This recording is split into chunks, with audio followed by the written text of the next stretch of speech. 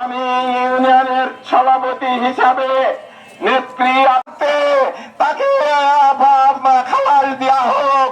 এই মুক্তির জন্য আজকে আমরা রাজপথে নেমেছি।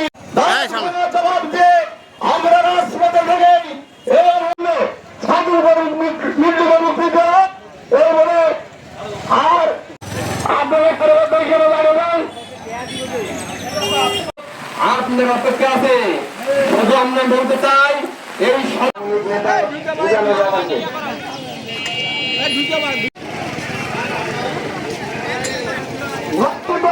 দুর্গতি বা তার মিথ্যা মামলার আমরা সঠিকভাবে না থাকতে পারে ঢাকায় আটক করে নিয়ে গেছে।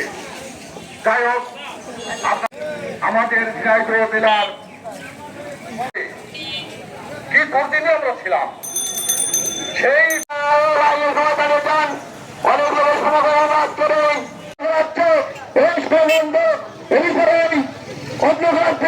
একটি রাজনৈতিক দ্বন্দ্ব হিসেবে প্রচার অপপ্রচার চালিয়ে যাচ্ছে। তিনি রাজপথে